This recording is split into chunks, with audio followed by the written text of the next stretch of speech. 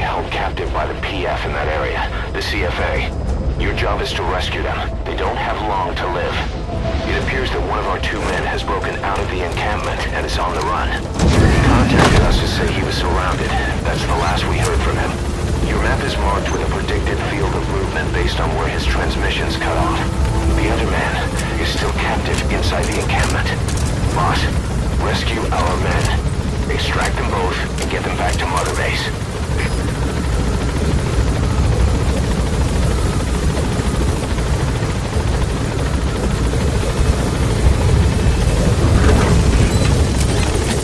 Be careful down there, boss.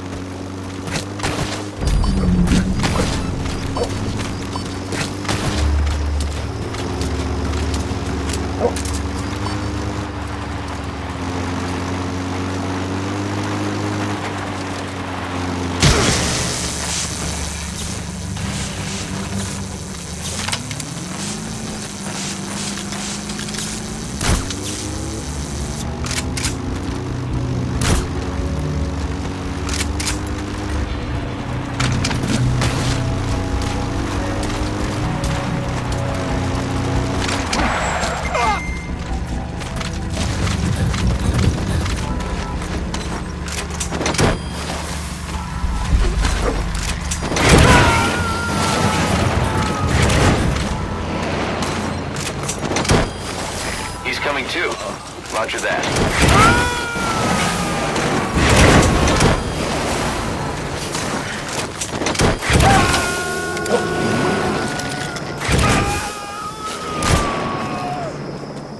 Subject on board. Leave the rest to us.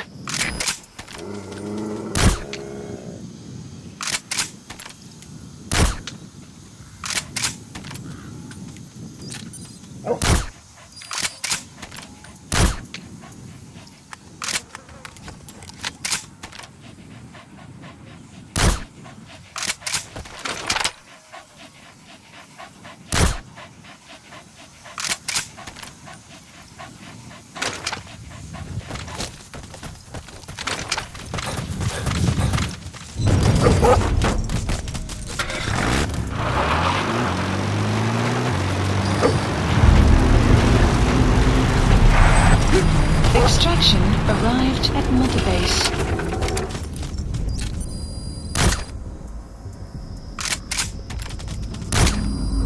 Guard post captured.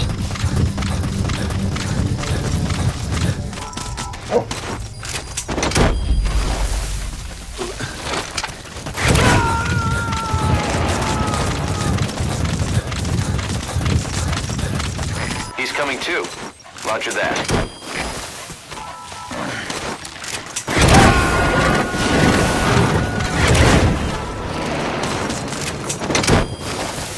Subject on board. Leave the rest to us.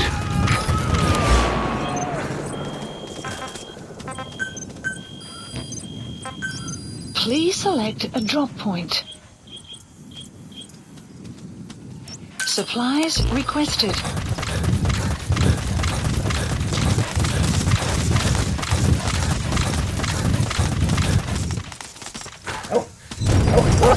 Supply drop complete. Extraction arrived at Mother Base.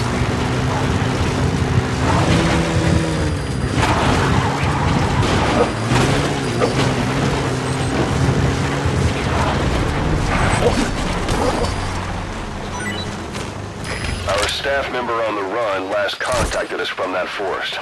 The enemy PF already has troops spread out in a manhunt to find him. Keep your eyes open. Extract our man before the search team can find him. Check his location on your iDroid. Enemy presence detected. The map has been updated. You've reached the target's predicted field of movement. If he's gone to ground, he'll have hidden himself somewhere in that area. Find You him. have arrived at your destination.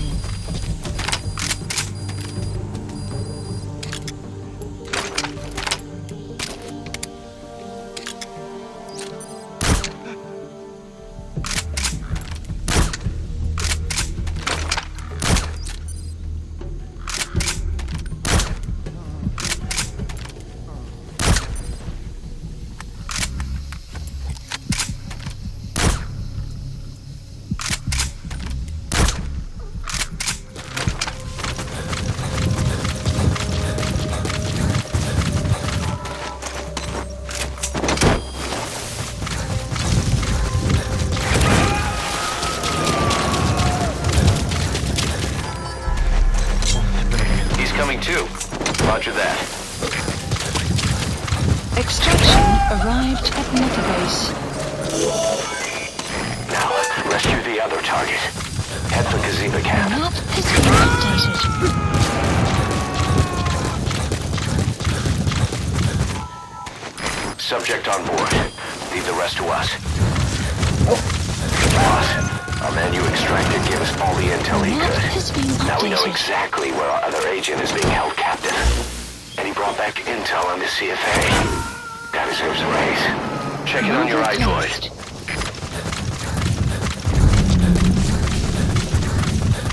Enemy presence detected. The map has been updated.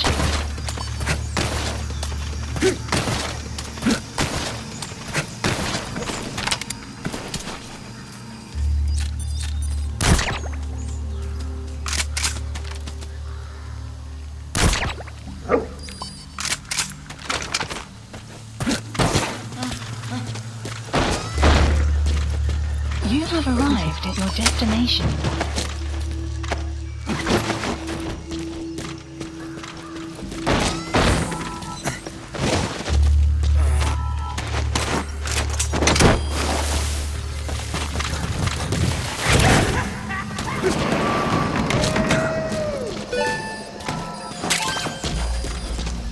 Okay, subject is in.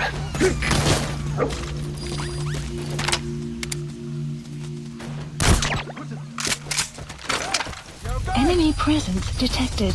The map has been updated.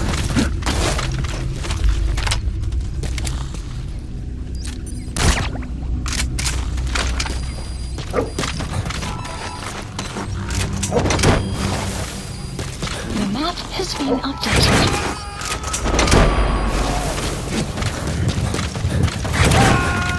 You gotta extract him.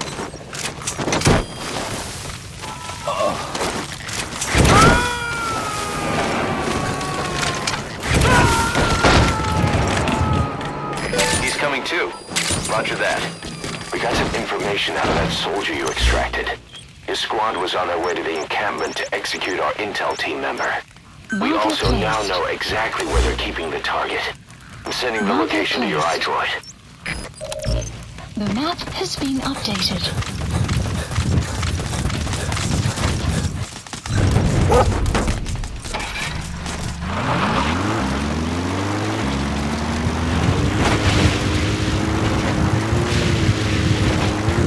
Clouds approaching.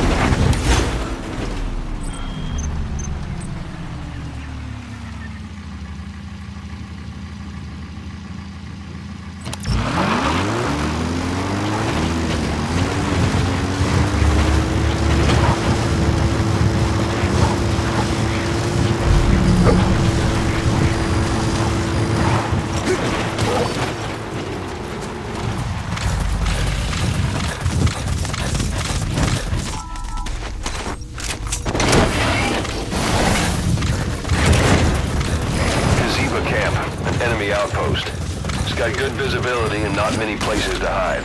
Use the landscape wherever possible. You have arrived at your destination.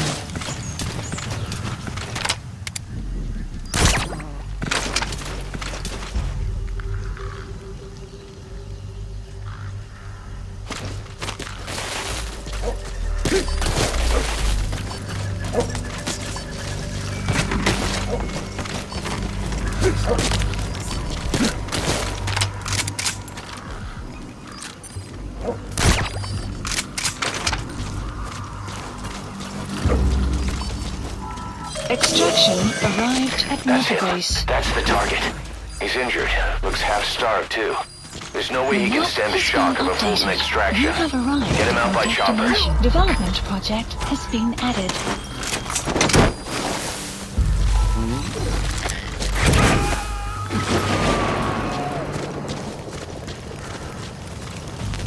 You gonna extract him? They kept saying the disease was her fault.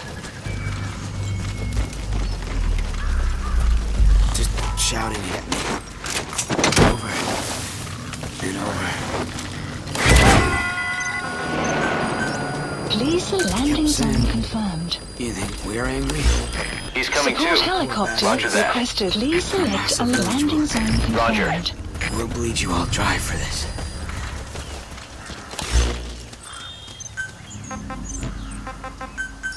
Please select a landing zone.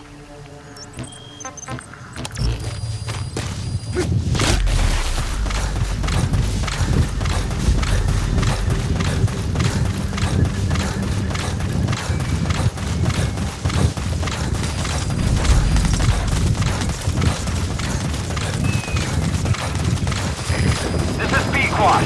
Arriving shortly at LZ.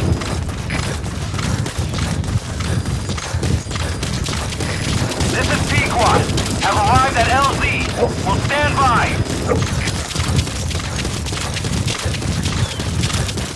Support helicopter has arrived. Extraction arrived at Motorbase.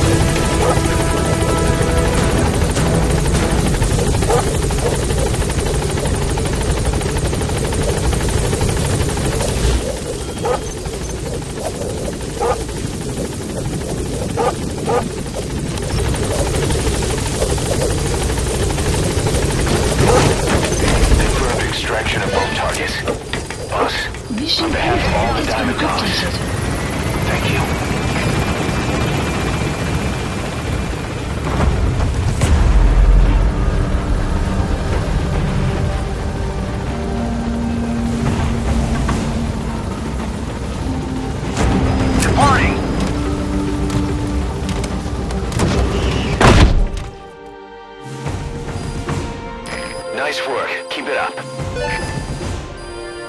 Extraction arrived at Motorbase.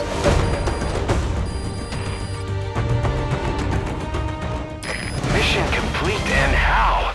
They're gonna tell stories about this one, boss.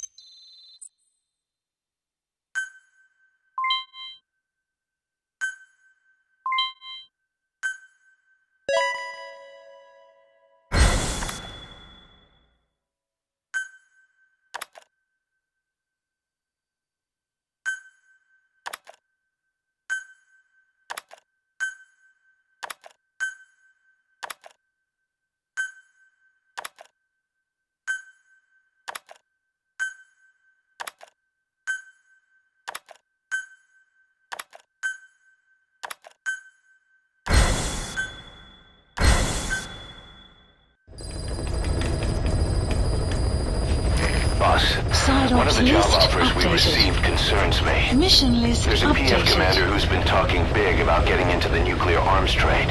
This could be connected to that yellow cake. And there's another contract I'd like you to handle. It's a wet job, but we need to divert Cypher's attention. Check the mission list for the details.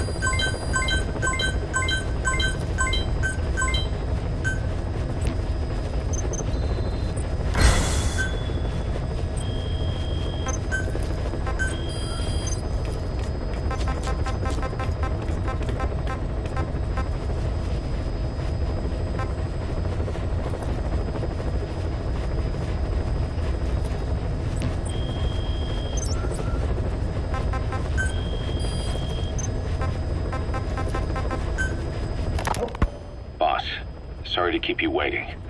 We finally finished analyzing that yellow cake Cypher was moving. There was nothing unusual about the composition of the yellow cake itself. Most of it was oxidized uranium, with the rest being impurities, various metals as well as traces of organic matter. What's interesting is the composition of these impurities. When we checked them against the impurities found in the copper ore, it was clear the yellow cake didn't come from Shinkolobwe, meaning they went to the trouble of mining two sources of uranium, then transported them together in different states. Another thing, we detected a very thin layer of highly enriched uranium in the middle of the yellow cake. Now that is very interesting. It may not be a lot, but it points to the existence of uranium enriching technology. After all, yellow cake can't naturally produce highly enriched uranium. If they could mass produce this, they'd be just one step away from a gun barrel type nuclear bomb. But uranium enrichment requires advanced technology and a large-scale facility.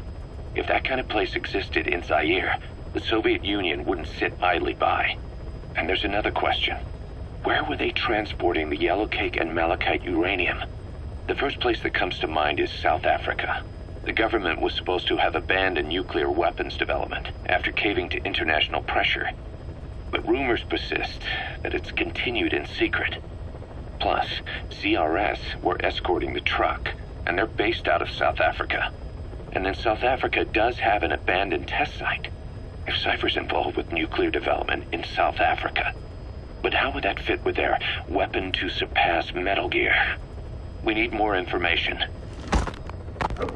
Shinkolobwe. There's a name I haven't heard in a while. The U.S. bought a lot of uranium from Shinkolobwe mine during World War II for the Manhattan Project. They even sent a squad from the Army Corps of Engineers to reopen the mine after it was flooded. That's how good its uranium must have been. With that, the world's first nuclear test was a success. Shinkolobwe uranium might have been used in the Hiroshima and Nagasaki bombs too. Just hearing its name is like seeing all the phantoms of the war rise up to haunt us. But all the uranium's dried up, and the mine's been closed for years. So someone reopened it. Right. Zero-risk security seized control of the area and were forcing locals to work in it. And the Zairean government was getting a slice of what they took in exchange for looking the other way.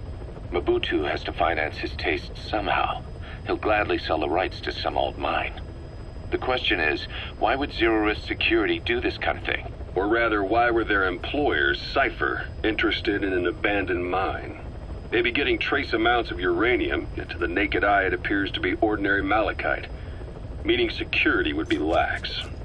Not a very efficient way of obtaining it, but easier to move. But how would they enrich it at its destination? Did the yellow cake really have a layer of highly enriched uranium in it? Having trouble believing it? No. If they say it's real, then it's real. In which case, they might have some enrichment method that we don't know about. And this was to test it out? It's possible. And that would mean it's almost complete.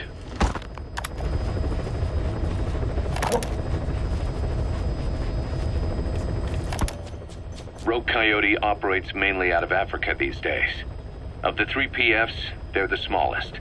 However, they scooped up most of the Rhodesian SAS after the country collapsed 4 years ago. Picture their entire organization as one big special forces unit. With Rhodesia a British colony, the Rhodesian SAS had its origins in 22 SAS Sea Squadron.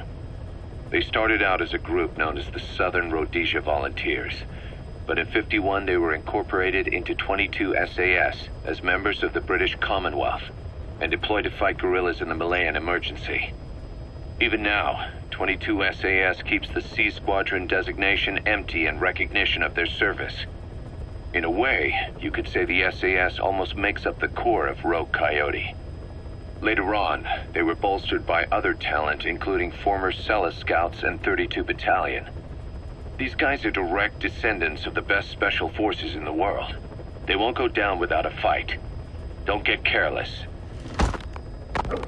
Kungenga Mine. A civil war's been going on in that region for the last 20 years. It's being fought by what are now two ethnic groups, the Buta and the Mbele. Originally, you could barely tell them apart, but the reason for the current armed conflict goes back to World War I. After the war, their land was colonized by a European power, and it decided to give local control to the Buta. That split the two groups into rulers and subjects, laying the foundations for an inevitable civil war. The friction between them remained even after they won independence from Europe.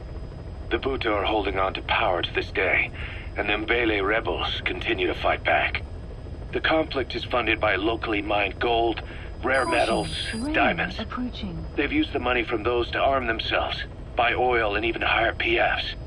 The Buta administration owns the mining rights to Kungenga Mine. But most of the laborers are Mbele, who they've taken prisoner. The product they've gouged out of their land is bought up by cheap Western corporations. And the civil war is fueled by the profits. That's how it goes. One country's people is split apart by another country. Then the two groups tear up their own land for money in order to fight each other. Now this civil war started by a foreign power is the norm, and it's sucking up all the country's resources. PFs are just the same. They follow the money, taking war with them wherever they go. That goes for us too. It's an endless river of bloody retaliation, and we're standing downstream. Should we make a stand and staunch the flow? Or wade in amongst the corpses and make a bigger splash than the rest? We'll follow your lead, boss.